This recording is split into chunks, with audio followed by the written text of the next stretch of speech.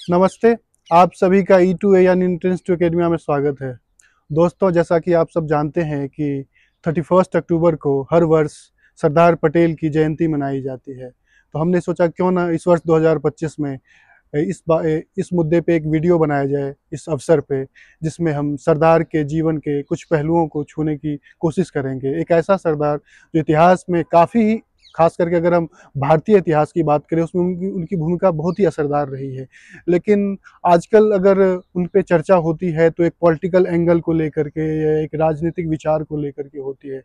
हम बेसिकली आज इसमें ये देखेंगे आज के वीडियो में कि सरदार की भूमिका आज़ादी से पहले जो स्वतंत्रता आंदोलन था उसमें, और आज़ादी के बाद। हालांकि आज़ादी के बाद ज़्यादा समय तक वो जीवित नहीं रहे थे, लेकिन 2 वर्ष जितने भी समय वो जीवित रहे थे, उन 2 वर्षों में काफ़ी महत्वपूर्ण घटनाएं हुई थी। उनमें उनकी भूमिका क्या रही है। उसके अलावा सरदार की जो लेगेसी है, सरदार पटेल की, उनकी लेगेसी आज के समय में क्या है, और आज के लोग उन्हें कैसे याद करते हैं या लोगों को कैसे उन्हें याद करना चाहिए, और जो कंटेम्प्रेरी हिस्टोरियंस हैं उन्होंने उनके बारे में क्या लिखा है और कितना लिखा है। इन सब मुद्दों को हम थोड़ा थोड़ा कोशिश करेंगे छूने की। और इस विषय पे हमारे साथ बात करने के लिए आज मेरे मित्र सुकृत बनर्जी मेरे साथ हैं। नमस्ते। सुकृत, जैसा कि सरदार पटेल के बारे में कहा जाता है कि वो लौह पुरुष थे। उन्होंने आज़ादी के समय में भी ऑर्गेनाइजेशन में बड़ी भूमिका निभाई। जनरली कहा जाता है कि पर्दे के पीछे एक बहुत महत्वपूर्ण भूमिका होती थी पार्टी को ऑर्गेनाइज करने में या लोगों को मोबिलाइज करने में। कि भाषण ऐसा देते थे कि जो आम जन तक पहुंचता था, जो जो किसान लोग होते थे, जो गांव के लोग होते थे, बहुत कनेक्ट करते थे उनसे।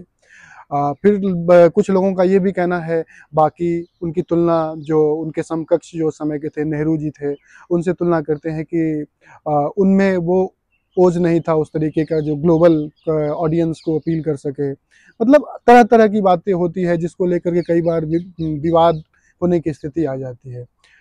परंतु बात यह है कि आज के समय में ना सरदार मौजूद है, जो ना नेहरू मौजूद है जो अपने आप को डिफेंड कर सके या अपने अपने पक्ष में दलीलें पेश कर सके। तो अलग अलग लोग जो है उनके ऊपर चर्चाएं करते रहते हैं, उनके ऊपर अलग अलग मुद्दों को उठाते रहते हैं। अलग अलग जो इतिहास में जो तथ्य हैं, या फिर उन दोनों के बीच में जो आपस में जो पत्रों के लेन देन है, या फिर उन दोनों के अपने दूसरे मित्रों से जो पत्रों के लेन देन है, उसके आधार पर लोग कई सारे मुद्दों को सामने लाते हैं और सरदार के या नेहरू के संबंध को, या सरदार के भारत के बारे में विचार को, भारत में हुए कुछ महत्वपूर्ण घटनाओं के बारे में विचार को लेकर के कोट करते रहते हैं। उन मुद्दों पे हम आएंगे, लेकिन पहले हमें ये देखना है कि सरदार का जो व्यक्तित्व इतना विशाल बना, जो एक one of the tallest leader के रूप में जो कंसीडर किया जाता है उनको, तो वो एक शुरुआत कैसे हुई इनकी, उनका जो शुरुआती परिवेश था, जो उनका पारिवारिक जीवन था। हम सब जानते हैं कि वो गुजरात से आते हैं, तो वहाँ कैसा था उनका बचपन, या उनके शुरुआत समय उनके परिवार का माहौल। कहीं ना कहीं क्या उनके परिवार में कुछ ऐसा माहौल था जो उनके जीवन पे बाद में इसका प्रभाव पड़ा।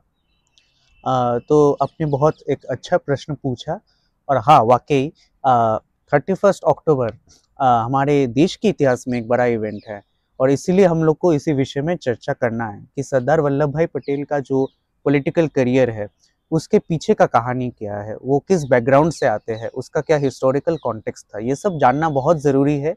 क्योंकि without having a discussion on these things, will never be able to understand why Sardar Vallabhbhai Patel was the kind of political personality that he ultimately became. Yeah, he ultimately became. So, as we all know that he was born on the 31st of October 1875.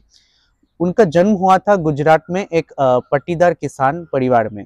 तो खैर ये बात तो important है कि इस background उसका जीवन में बड़ा रोल प्ले करता है, क्योंकि इसीलिए उनका किसान आंदोलन में जो पार्टिसिपेशन था वो बहुत इम्पोर्टेंट। एग्जैक्टली।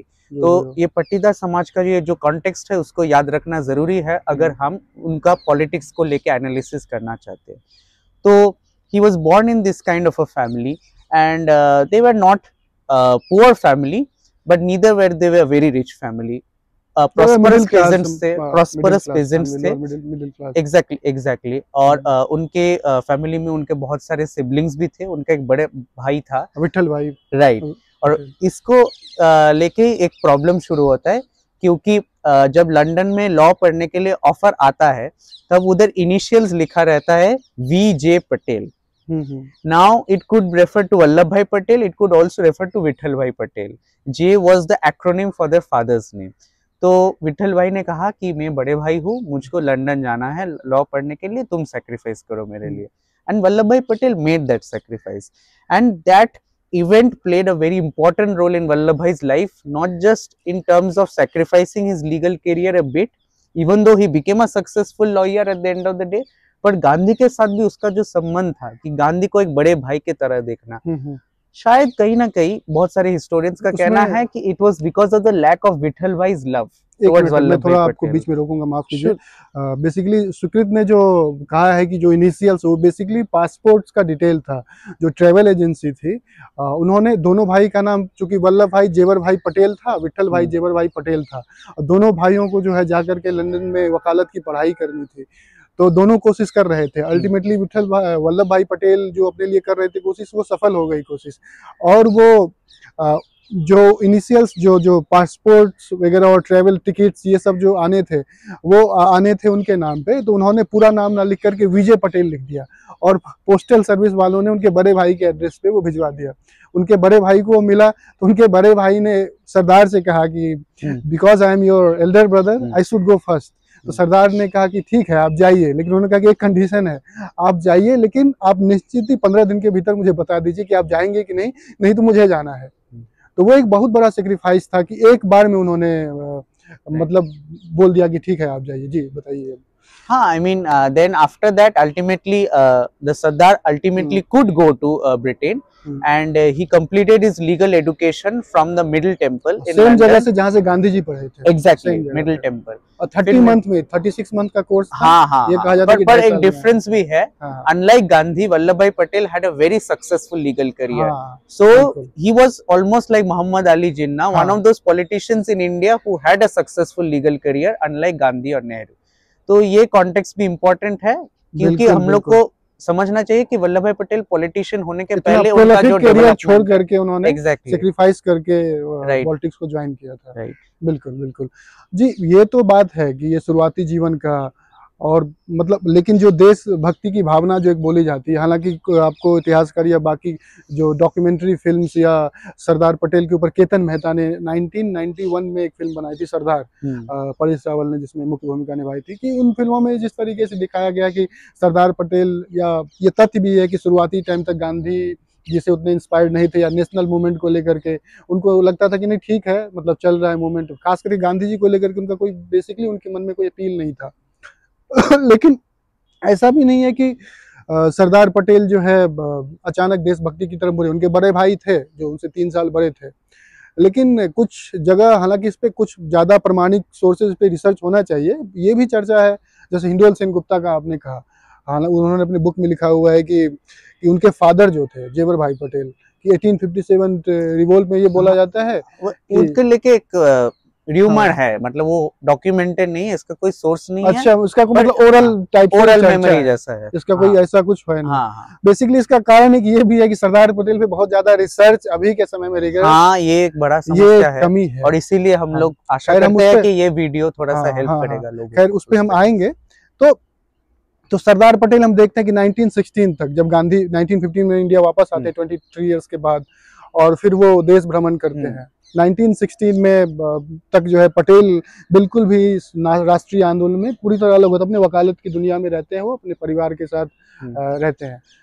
बट ऐसा क्या होता है, क्या चीज इंस्पायर करती है, या क्या कुछ ऐसा उन्होंने गांधी में देखा कि अचानक जो इतना, जिनको ब्लंट मैन बोला जाता है, जिस उर्विस कोठारी ने एक बुक एडिट किया है, प्लेन ब्लंट मैन करके कुछ नाम है, हम अपने उसमें वीडियो के डिस्क्रिप्शन में उसका नाम डाल देंगे उस बुक का।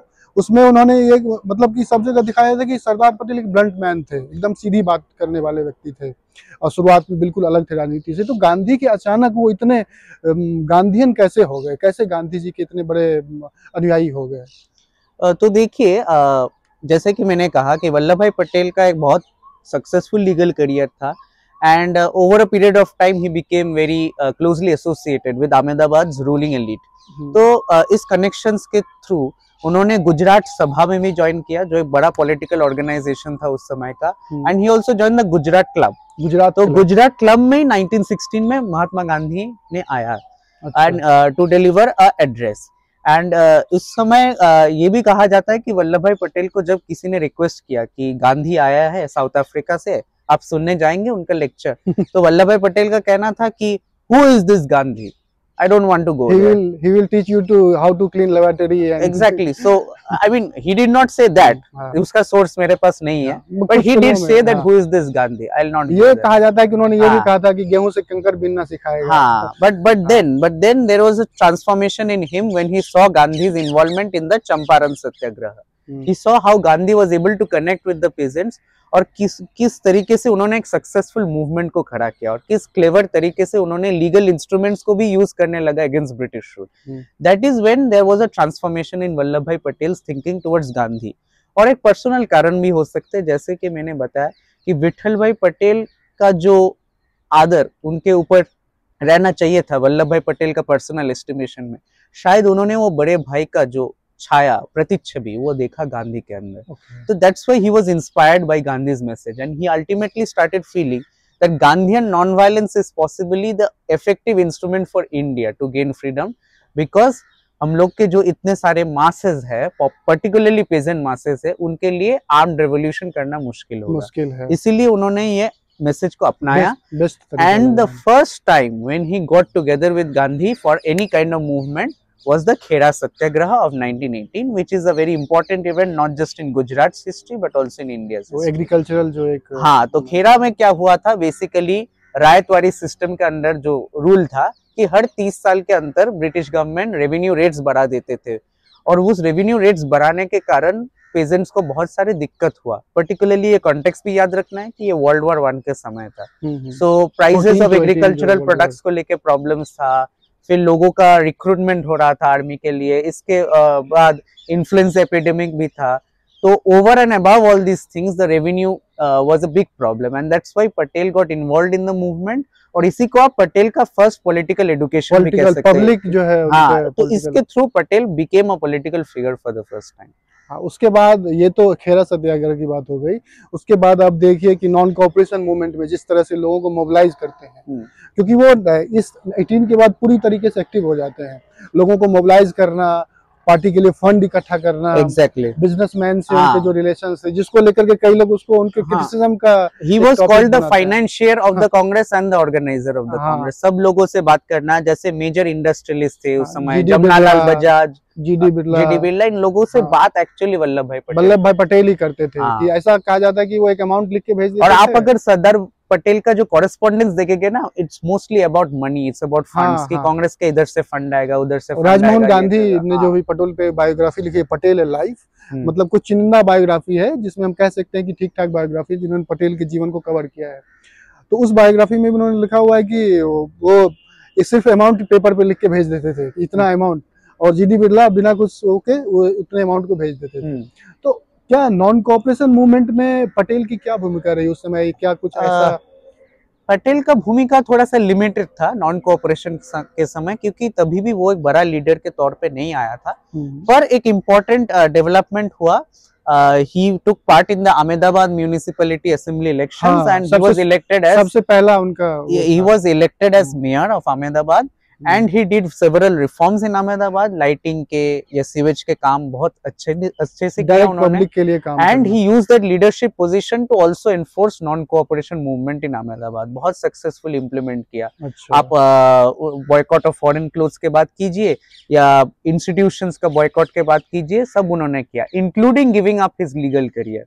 This was the point when he actually gave up his legal career and he gave up his suit, his costly English clothes. He started wearing dhoti and... Exactly. This is the time when he actually decided that from now on I will be only wearing dhoti and the kurta, and I will not have anything to do with the foreign clothes. Because people say that he used to like मतलब wearing suits and... तो non-cooperation के समय उन्होंने ये सब कुछ sacrifice कर दिया, यानी कि हाँ, व्यक्तिगत लेवल पे उन्होंने absolutely.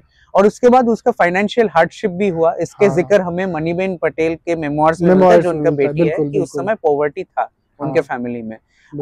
तो ये सब प्रॉब्लम्स भी उनको झेलना पड़ा, but nevertheless he took part in the movement. He was not a very big leader as of now, but still उनका कंट्रीब्यूशन अच्छा था नॉन कोऑपरेशन के समय. उसके अलावा नॉन कोऑपरेशन के बाद हम देखते हैं कि 1930 तक सिविल डिसोबीडियंस तक कुछ कुछ महत्वपूर्ण आंदोलन होते हैं जिसमें पटेल उभर के सामने आते हैं।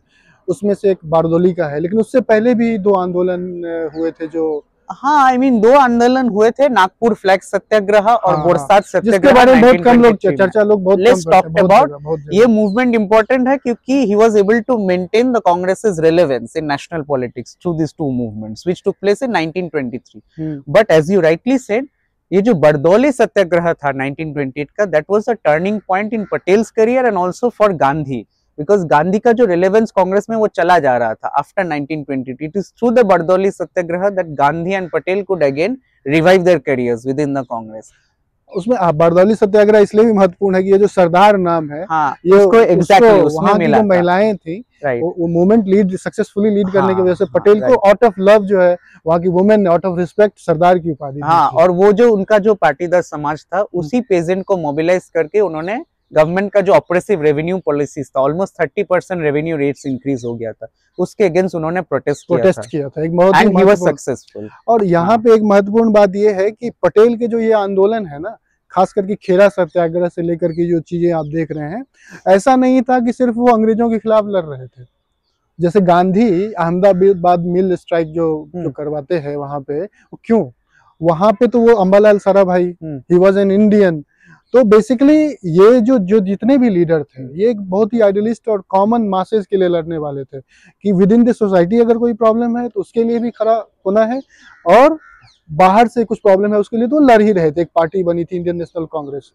खैर हम आगे बढ़ते हैं, तो 1928 बारदौली सत्याग्रह के बाद जो सिविल डिसोबीडियंस तक का जो पीरियड होता है, या फिर जो सिविल डिसोबीडियंस मूवमेंट, एक महत्वपूर्ण गांधीयन मूवमेंट था, जो दांडी मार्च, जिसमें पटेल ने एक बहुत ही महत्वपूर्ण भूमिका, क्योंकि 1932 तक 30 से 32 तक आते आते उनका कद थोड़ा बढ़ जाता है। तो इस दौरान क्या क्या एक्टिविटी ऐसी थी जो पटेल को एक अलग लीडर के रूप में, तो सिविल डिसोबीडियंस मूवमेंट के समय उनका पार्टिसिपेशन थोड़ा सा लिमिटेड था क्योंकि गांधी का डांडी मार्च शुरू होने के पहले ही उसको अरेस्ट किया जाता है। हाँ, बिल्कुल। But then in 1931 he played a very important role in the Karachi session of the Congress. He was elected as president. और ये सेशन भी बहुत महत्वपूर्ण है क्योंकि इसी सेशन में कांग्रेस ने fundamental rights, directive principles of state policy जिसको कहा जाता है, इन सब को लेके एक रेजोल्यूशन पास किया था जो हमका फ्यूचर कॉन्स्टिट्यूशन का फ्रेमवर्क बनता है। तो उस हिसाब से ये सेशन बहुत इंपॉर्टेंट है। And Vallabh bhai Patel played a major role in the 2 resolutions. तो ये तो है 1931 के बाद। उसके बाद पटेल का कांग्रेस में तो इंपॉर्टेंस और भी बढ़ जाता है। He was already the organizer and financier of the Congress. He was jailed again in 1932 for the second civil disobedience movement. And then after being freed in 1934, जब ये डिस्कशन हो रहा था government of India act of 1935 को लेके, तो Patel was the man within the Congress who was the most ardent advocate for going into the elections and taking position not just in the councils but in the ministries. तो इसी को लेके उनका कांग्रेस के बाकी जो फैक्शंस थे उनके साथ थोड़ा सा मनमानी होने लगा, संघर्ष होने लगा, particularly with the socialists whose leader was Nehru. तो इधर नेहरू और पटेल का जो पर्सनल इक्वेशन है वो बहुत इंपॉर्टेंट होना शुरू होता है, क्योंकि नेहरू का कहना था कि हम सोशलिज्म के रास्ता अपनाने चाहते हैं, we will not go into office. But Patel का कहना था कि we can't go on a position of class war. उनका गांधी जी का जो प्रिंसिपल था कि ट्रस्टीशिप का और क्लास कोलैबोरेशन का, पटेल का भी ये कहना था कि we will bring economic and social reforms in the country, but it will have to happen through democratic procedures, through peaceful means. And the path of violent revolution is not for the Indian masses. उनका ये भी कहना था कि मैं खुद किसान परिवार से आता हूँ, मैं जानता हूँ भारतीय किसान कैसे सोचते हैं, इधर यूरोप के तरह रेवोल्यूशन नहीं चलेगा। So this is the contribution that Patel brought to the discussion in the national movement when the socialists were becoming powerful. इसीलिए नेहरू प्रेसिडेंट तो बने 1936 और 37 में, but he had to face a lot of opposition from Patel, and Patel basically maintained the discipline and unity within the Congress. इसके वजह से उनका सुभाष बोस के साथ भी बहुत सारे प्रॉब्लम्स हुआ, बड़े भाई को लेकर। एग्जैक्टली वो तो एक पर्सनल स्टोरी भी है कि Subhash Bose according to the will of Vitthal bhai Patel got his money, but then Patel contested it, and जो लीगल केस हुआ उसको अल्टीमेटली पटेल का जीत हुआ, he got the money and not Bose. So ये पर्सनल कॉन्फ्लिक्ट भी था उन दोनों में। And then when Bose was elected in 1938, Patel did not say anything, but 1939 में गांधी जी के जो विश था उसके अगेंस्ट जाके बोस ने जब बोस अपने आप को इलेक्ट करवाया as Congress president, then Patel also decided to not cooperate with him. इसीलिए अल्टीमेटली बोस को स्टेप डाउन करना पड़ा कांग्रेस प्रेसिडेंट के पोजीशन से। तो ये भी एक बड़ा इवेंट है पटेल के लाइफ में, जिसको लेके कंट्रोवर्शियल भी है, क्योंकि बहुत सारे लोग सरदार पटेल का ये रोल को क्रिटिसाइज करते हैं in the removal of Netaji Subhash Chandra Bose from the Congress. वो तो खैर 1939 में बोस जो है प्रेसिडेंट इलेक्ट होने के बाद पटाभी सीतारामैया को हराते हैं, तो वहाँ पे गांधी जी का ये कहना होता था कि this is my personal defeat. तो बोस आई थिंक वहाँ पे ऐसा लगता है कि out of emotions, despite of की लार्ज नंबर ऑफ जो पीपल्स थे कांग्रेस में, उसमें बोस के सपोर्ट में थे, बट पटेल सॉरी बोस के सपोर्ट में थे, बट चूंकि गांधी जी डिसएग्री कर रहे थे उनसे, उनके विचारों से, तो वो रिजाइन करके जाते हैं। बट यहाँ पे पटेल की जो भूमिका आती है खास करके 39 के बाद, और आप 46 तक का पीरियड ले लीजिए जिसमें सेकेंड वर्ल्ड वॉर कवर हो जाता है, 42 का क्विट इंडिया मूवमेंट हो जाता है जिसमें उनको 3 साल के लिए जेल हो जाता है सबका ही ऑलमोस्ट। उस समय वो लोग इनएक्टिव हो जाते हैं पूरा। हाँ, उसमें उनकी भूमिका, जैसे कि आपने ये कहा कि जो बिजनेस क्लास को लेकर के हम देखते हैं कि आई थिंक 1938 में डेवलपमेंट को लेकर के बोस का प्लान जो था, जो कभी एम एन रॉय ने सजेस्ट किया था, नेशनल प्लानिंग कमेटी बनती है, ठीक है। हाँ। नेशनल प्लानिंग कमेटी 38 में बनती है। उसके बाद फिर 44 में जो है बॉम्बे प्लान बनता है, बॉम्बे प्लान जिसमें बिजनेसमैन वगैरह होते हैं, ठीक है, बिजनेसमैन कुछ उसके मेंबर होते हैं। लेकिन इसी तरह उसमें पटेल का उस समय क्या रहा, पटेल कहाँ पे थे उस समय, किन उनकी भूमिका क्या थी, किन चीजों में थी, कहाँ वो? नहीं पटेल तो as I told you he was actually the man of business. He maintain the personal contacts with businessman. Bombay का जो बड़ा इंडस्ट्रियलिस्ट है गुजराती बिजनेसमैन था। सो विदाउट डाउट लाइक आप जिस भी कमेटी वो आप बात कर सकते हैं, but Patel was the one who maintained the connections with Indian business. और इसी के वजह से उनका इकोनॉमिक थिंकिंग भी जो था वो प्रो मार्केट इकोनॉमी था। Unlike Nehru, he wanted a relatively free market economy for India after independence, क्योंकि बिजनेस का वो जो इम्पोर्टेंस है उसको वो समझते थे। नेहरू को लेकर के कि जो एक नेहरू का क्या था कि वो पूरी तरह से सोशलिस्ट भी नहीं थे। हाँ। लाइक रसिया, वो कहते थे कि एक मिडिल पाथ फॉलो करना है, बट फिर भी वो कमांड और कंट्रोल का नेचर जो लोग नेहरू के लिए जो उनके उसमें उनके पॉलिसीज को लेकर के बात करते हैं, जिनको लगता है कि नहीं पॉलिसी उस समय ठीक थी, बिकॉज इंडिया उस समय आजाद हुआ था, एक नया मुल्क था आजादी के बाद, ठीक है। उनको लगता था कि बहुत सारी बेसिक्स चीजें हैं, जो बहुत सारे लोग गरीबी है इस देश में, बहुत सारी चीजें ऐसी है, मतलब अशिक्षा है देश में, बहुत सारे लोग पढ़े लिखे नहीं है। तो उन्होंने कहा कि कुछ एसेंशियल चीजें जो है, जो जरूरी है, जो मैक्सिमम, जैसे रोड ट्रांसपोर्ट के लेकर के, या आयरन इंडस्ट्री है, जो हैवी इंडस्ट्रीज है, वो गवर्नमेंट का उसमें इंटरफेरेंस रहना चाहिए। हाँ, पर हालांकि वो तो almost most of these things started happening after independence and Patel was no more by then। तो ये भी कह सकते हैं पटेल रहते तो कैसा होता इकोनॉमिक प्लान्स। नहीं, पटेल आजादी के बाद 3 साल तक पटेल रहते हैं, उसमें बहुत सारे अलग अलग इश्यू थे जिन पे उनका व्यूज जो है अलग अलग चीजों पे दिखता है। खास करके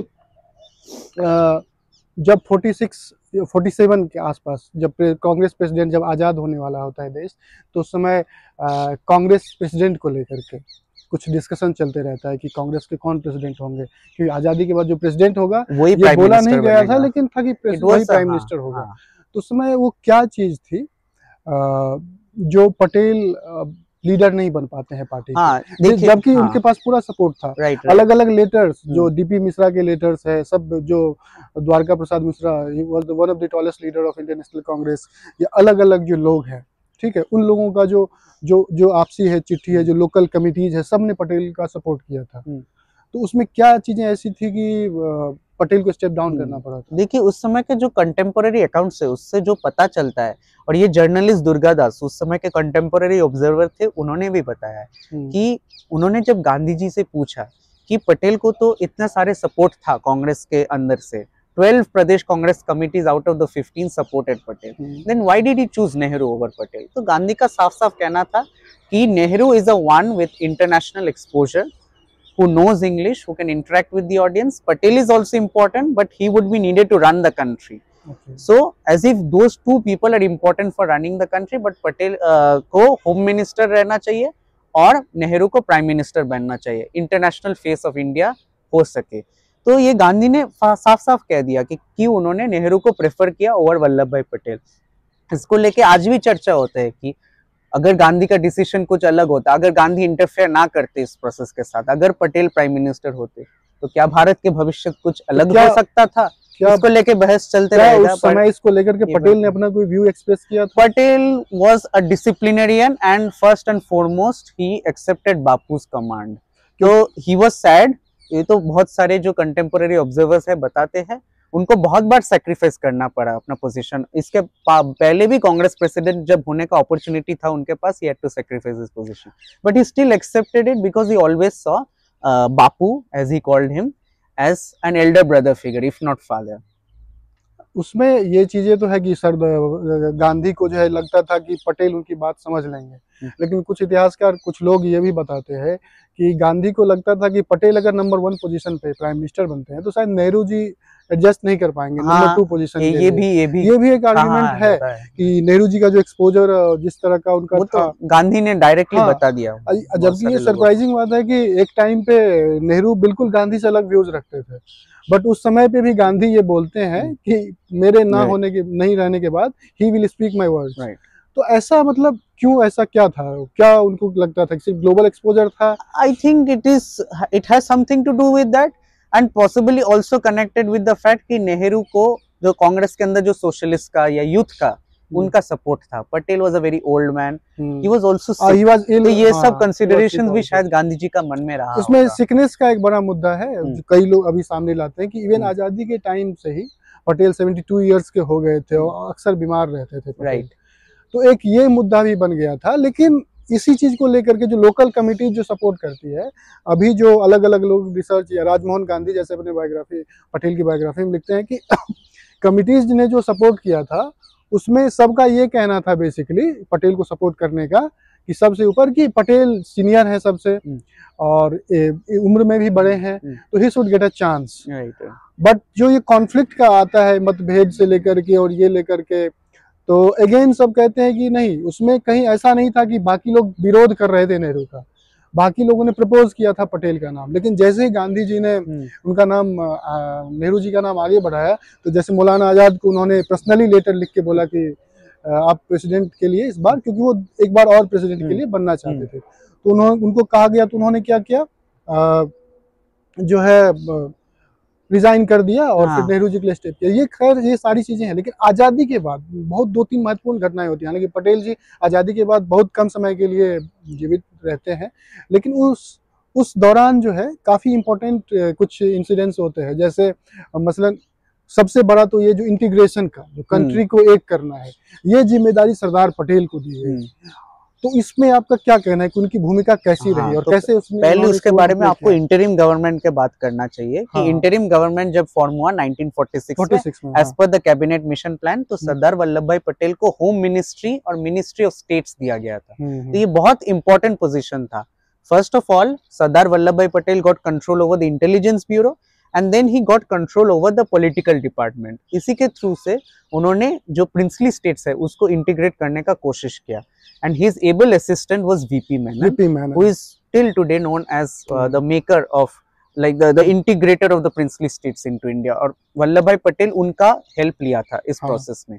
तो वीपी मेनन के एडवाइस के अनुसार वल्लभ भाई पटेल ने एक सक्सेसफुल काम किया था over a period of just 1 year, कि उन्होंने इतने सारे प्रिंसली स्टेट्स, समझिए ऑलमोस्ट 565 प्रिंसली स्टेट्स को सक्सेसफुली इंडिया के अंदर इंटीग्रेट किया। छोटे-छोटे और बटे हुए थे। एग्जैक्टली, तो ये एक बड़ा अचीवमेंट था। And Patel was always clear about the princely states even before independence. अगर आप उनका प्रजा परिषद आंदोलन के साथ उनका इन्वॉल्वमेंट बहुत महत्वपूर्ण है, उनका बहुत क्लियर स्टैंड था कि प्रिंसली स्टेट्स को गवर्नमेंट रिस्पॉन्सिबल करना चाहिए एंड पीपल्स को राइट्स देना चाहिए, नहीं तो ये सर्वाइव नहीं कर पाएंगे। So he was very much against the autocratic nature of princely states from the beginning. 1947 में उसी प्रिंसिपल को वो इम्प्लीमेंट करते हैं। Most of the states were successfully integrated as our viewers might know, but there were certain problems with some states. Junagadh जैसे problem था उसका own home state में। और हम देखते हैं कि पटेल इतना डिटरमाइंड था कि कैसे उन्होंने पुलिस एक्शन करवा के एंड प्रॉब्लम्स करके लाइक जूनागढ़ का नवाब को काइंड ऑफ फोर्स किया उधर से भाग जाने के लिए। उसके बाद एक प्लेबिसाइट ऑर्गेनाइज किया गया। So here we see the brilliance, the diplomacy of Vallabhbhai Patel. Similarly, in case of Kashmir, it was Vallabhbhai Patel who ultimately kind of made Nehru make up his decision कि army भेजना चाहिए कि नहीं चाहिए। नेहरू तो इतना deliberations कर रहा था कि नहीं मुझे शेख अब्दुल्ला के साथ बात करना है, इसके साथ बात करना है, यूएन का हेल्प लेना है। कल्पनाशील व्यक्ति थे वो, exactly, ideal, he was idealistic. And Vallabh bhai Patel उस समय प्रैग्मेटिक बोला जाता है, प्रैग्मेटिकली नेहरू को कहा था कि डू यू वांट कश्मीर और not, if you want send the army immediately. तो ये एक बड़ा मोमेंटस डिसीजन था, and that is why quite rightly Vallabh bhai Patel is still today known as the Bismarck of India. अच्छा, पटेल का ये कहा जाता है कि तीन फॉर्मूला उन्होंने फॉलो किया था कि अच्छे से बात करना है, प्यार से बात करना है पहले। दूसरा तरीका था कि पावर का भी इस्तेमाल करना है जरूरत पड़े तो, मतलब कि दो तरीके से, कि पहले आराम से बात करो, हाँ, कि उसके, या फिर जो है पावर का इस्तेमाल करना, जैसे कि हैदराबाद के मामले में ऑपरेशन पोलो जिसको कहा जाता है, उसको लेकर के नेहरू जी सोच रहे थे। नेहरू जी का कहना था, या बाकी सब लोग थे, कि हमको आर्मी नहीं भेजना है, जिसको लेकर के वीपी मेनन ने अपने बुक में लिखा हुआ है, integration of the princely state, 1956 में बुक आई थी। तो वीपी मेनन, दर्शकों के लिए बता दूं कि वीपी मेनन पे आप लोगों को अगर उनके बारे में ज्यादा जानना हो तो अभी कुछ वर्ष पूर्व जो है, आई थिंक 2020 में वीपी मेनन के ऊपर जो नारायणी बासु ने उनकी बायोग्राफी लिखी है, अनसंग आर्किटेक्ट ऑफ इंडिया। तो उस बुक को आप देख सकते हैं, वीपी मेनन कौन थे, उनकी भूमिका क्या रही इस देश में, वो आपको डिटेल में मिल जाएगा। तो हम देखते हैं कि वीपी मेनन के मौजूदगी में वीपी मेनन ये लिखते हैं कि नेहरू जी आर्गुमेंट दे रहे थे कि नहीं, अभी आर्मी नहीं भेजना है, बातचीत से उस मसले को हम हल करेंगे, शुरुआत की कोशिश करते हैं। पटेल कह रहे थे कि नहीं, उतने में जो है जिन्ना कन्विंस कर रहा है, उनको ये खबर मिल गई थी कि कृष्णन मेनन ने उनको ये इन्फॉर्मेशन दे दिया था, ये फॉरेन कंट्रीज से बात कर रहा है और वेपन्स भी ले रहा है, उसका बहुत सारे आर्काइवल एविडेंस है, सब कुछ ले रहा है, और अगर अब नहीं करेंगे तो फिर ये हाथ से निकल जाएगा। तो फिर पटेल वहां पे नाराज हो जाते हैं, और दोबारा फिर नेहरू जी को जो है वहां पे फिर दोबारा जब मीटिंग होती है, कन्विंस होना पड़ता है कि नहीं, हमको आर्मी भेजना है। हाँ, तो इसीलिए ऑपरेशन पोलो होता है सितंबर 1948 में, जिसके थ्रू ऑपरेशन पोलो जो नाम दिया जाता है, उसके लिए भी इंटरेस्टिंग कहानी है कि वहां पे सब दुनिया में सबसे ज्यादा पोलो को ग्राउंड्स बोला जाता है कि हैदराबाद में उस टाइम पे था। तो 13 सितंबर को ऑपरेशन पोलो लॉन्च किया जाता है, with in 4 days Nizam surrender करते हैं। हाँ, तो ये तो एक आपने कहा कि वो नेहरू के साथ उनका एक ये जो कॉन्फ्लिक्ट चलता रहता था, फिर पार्टीशन में जो हुआ और उसके बाद जो राइट्स हुआ, उधर भी पटेल के साथ कॉन्स्टेंटली नेहरू का झगड़ा होने लगता था। जैसे दिल्ली में जब राइट्स हुआ, बहुत सारे हिस्टोरियंस ने आर्काइवल एविडेंस के बेसिस में कहा है कि Vallabh bhai Patel was a bit more sympathetic towards organisations like the राष्ट्रीय Swayamsevak Sangh and the Hindu right. तो नेहरू का जो कंप्लेन था कि आप हिंदू कम्युनलिस्ट के अगेंस्ट एक्शन नहीं ले रहे हैं, पर पटेल का कहना था कि नहीं, मैं दोनों तरफ एक्शन ले रहा हूँ, ऐसे कोई बात नहीं है, it's you who are thinking that I am biased. तो दोनों में बहुत मिसकम्युनिकेशन हो रहा था। हालांकि Vallabh bhai Patel was an impartial administrator also, because if you see that ultimately RSS को बैन किया गया था after Gandhi's assassination, whatever be the evidence linking them to the assassination, क्योंकि पटेल का डिसिप्लिनरियन मेंटालिटी जो था, पटेल नहीं हटाया था जब उन्होंने कन्विंस्ड हुआ था कि आरएसएस ने एक प्रॉमिस दिया है and there will be no incidents in future. कोई प्रूफ भी ऐसा नहीं, exactly the proof was very tenuous, it was hardly evident. तो पर ये जो कॉन्फ्लिक्ट होता है ना पटेल और नेहरू के बीच, इसी के कारण अभी भी इतने सारे हिस्टोरिकल चर्चा होते रहते हैं और कंटेस्टेशन लगा रहता है उन दोनों के बेसिकली उसमें ये चीजें हैं कि मतभेद की नेहरू या पटेल के बीच में कई चीजों को लेकर के आती है, बट ये भी एक फैक्ट है कि दोनों एक दूसरे की बहुत इज्जत करते थे, पर्सनल लेवल में भी बहुत इज्जत करते थे। गांधी जी के डेथ के बाद ये चीजें क्लियर है, गांधी जी के डेथ के बाद जो दोनों पत्राचार होता है, ये भी है, वो दोनों एक्चुअली क्वारल कर रहा था। Patel was threatening to resign before Gandhi's death, ये बहुत सारे लोगों को पता नहीं है। डोमिनिक लैपियर्स का फ्रीडम एट मिडनाइट उसमें है, तो ये सब और भी कुछ किताबें हैं उसमें,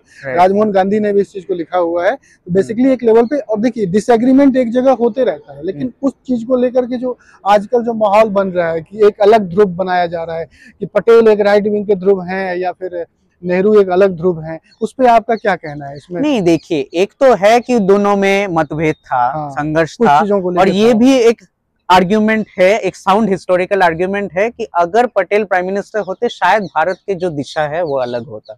अब ये दिशा जो अलग होता वो अच्छा होता या बुरा होता, ये कोई नहीं, we will leave it to our viewers to decide. ये एक अलग चर्चा का विषय है, पर ये आर्ग्यूमेंट हम कह सकते हैं कि हाँ, वल्लभ भाई पटेल का आइडियोलॉजी डिफरेंट था नेहरू से to a great extent, but nevertheless they worked together for the freedom movement and both of them were committed to the unity of the Congress.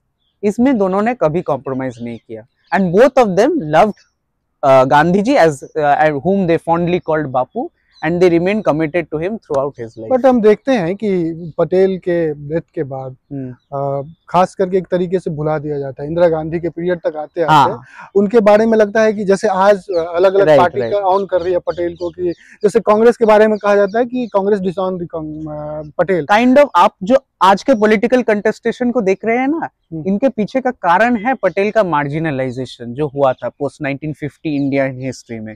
उनके बारे में बहुत कम बुक्स में जिक्र था। रामचंद्र गुहा ने भी जब मेकर्स ऑफ मॉडर्न इंडिया लिखा, उन्होंने वल्लभ भाई पटेल का नाम मेंशन नहीं किया। आपको ऐसे बहुत सारे एग्जांपल्स। रामचंद्र गुहा ने पटेल के जो मॉडर्न ये बुक लिखा है इंडिया आफ्टर गांधी, उसमें 47 टाइम्स उन्होंने पटेल को मेंशन किया है, 185 टाइम्स जो है इन्होंने। ये तो एक छोटा सा एग्जांपल है, आप बहुत सारे हिस्टोरियंस देखे ना। उसके अलावा सुनील खिलनानी का आइडिया ऑफ इंडिया हर कोई पढ़ता है, एक छोटी सी 250 पेज की किताब है, बहुत अच्छी बुक है। उस बुक में भी पटेल का मेंशन सिर्फ 8 बार है और नेहरू जी का मेंशन जो है उसमें 65 टाइम्स है। तो उसमें लोग आर्गुमेंट दे सकते हैं कि Patel died immediately after independence and Nehru was the president for prime minister for 17 years, but he played a significant role. Forget about these two people, Ramchandra Guha and Sunil Khilnani. But you see the other historians, जो बाकी historians है वो भी तो नहीं लिख रहे हैं। इसी नेग्लेक्ट के कारण अब ये पॉलिटिकल कंटेस्टेशन हो रहा है। But this is also welcome thing कि रिसेंट साल्स में कुछ अच्छे काम हुआ है, और सिर्फ यही नहीं, hopefully it will be more. हाँ, ये सिर्फ यही नहीं, यहाँ पे अब जैसे कांग्रेस की बात चली, भारत रत्न को लेके बहुत सारा कंट्रोवर्सी होता है कि पटेल या बाकी जो नेता है, हम देखते हैं कि बहुत सारे लीडर्स को उनके लाइफ टाइम में भारत रत्न या ये दिया जाना, पटेल को 1990 में दिया जाना, एक तरह से ये कहीं ना कहीं ये लगता था कि उनको जानबूझ के इग्नोर किया गया है। मार्जिनलाइजेशन तो हुआ था, ये तो उसके पीछे कारण क्या है ऑब्वियसली वो सामने आएगा। क्या उनका खुल के अपने कल्चरल एस्पेक्ट को एक्सेप्ट करना चाहे, वो शायद एक रीजन था। टेम्पल का एक रीजन ये भी था, 1950 में कंट्रोवर्शियल एपिसोड हुआ था पुरुषोत्तम दास टंडन का, कांग्रेस प्रेसिडेंट होने का जो इलेक्शन था। Nehru was against his candidature but Patel supported. इसको लेकर फिर काफी एविडेंस काफी है कि वो अगेंस्ट थे पूरी तरीके से, और पटेल उनके सपोर्ट में थे। और फिर सोमनाथ टेम्पल को लेके भी बहस था, Patel supported the Somnath temple restoration project, Nehru was against it. तो ऑफ कोर्स ये सब लेके उन दोनों में ये सब कॉन्फ्लिक्ट्स चलते रहते थे, but at the end of the day ये भी था कि दोनों में एक दूसरे के ऊपर रेस्पेक्ट भी था। एक डेमोक्रेसी में होना भी चाहिए। मुझे लगता है कि डेमोक्रेसी सिर्फ कंट्री में नहीं, पार्टी में भी प्रिवेल करना चाहिए। और कहीं ना कहीं आप उसको इस तरीके से भी देख सकते हैं कि दोनों एक दूसरे के खिलाफ कुछ बुरा किसी तीसरे से नहीं सुन सकते थे। Whatever differences they have, they were communicating to each other through their letters, which is wonderful. वो एक अलग चीज था कि एक प्राइम मिनिस्टर और एक होम मिनिस्टर दोनों एक इक्वल लेवल पे जो है अपनी अपनी बातें रख रहा है। चाहे अभी फर्स्ट कॉन्स्टिट्यूशनल अमेंडमेंट हुआ, उसमें you can call him the most powerful home minister of India till date, no doubt. बिल्कुल। तो इस तरह की चीजें रही है। तो मुझे लगता है कि जो आइकन होते हैं देश को, किसी पार्टी के नहीं होते हैं, किसी भी पार्टी के नहीं होते। हर पार्टी को उनके बारे में बात करना चाहिए एकदम। सिर्फ किसी आपको कोई पॉलिटिकल बेनिफिट नहीं मिल रहा है, उस तरीके से लग रहा है कि नहीं, तो उस तरीके से आप अपने आइकन को, अपने महानायक को आप भुला नहीं सकते। They are the founding fathers. Patel is one of the founding fathers of India. जब आप मेकर्स ऑफ मॉडर्न इंडिया लिख रहे हैं या फिर इस देश के आधुनिक भारत के निर्माताओं की बात करते हैं, तो पटेल को आप इग्नोर नहीं कर सकते just because you think that he is not a thinker, he is not a political thinker. It doesn't mean कि he has contributed a lot for the country post partition and pre partition. And I think it's a fitting testament to his glory, to his memory, that October 31st is now known as the National Integration Day. सबसे मतलब कि suitable जो है day है कि राष्ट्रीय एकता दिवस। तो बहुत बहुत धन्यवाद सुकृत इस चर्चा में शामिल होने के लिए। आप लोग हमारे वीडियो को लाइक कीजिए, सब्सक्राइब कीजिए, शेयर कीजिए। बहुत बहुत धन्यवाद।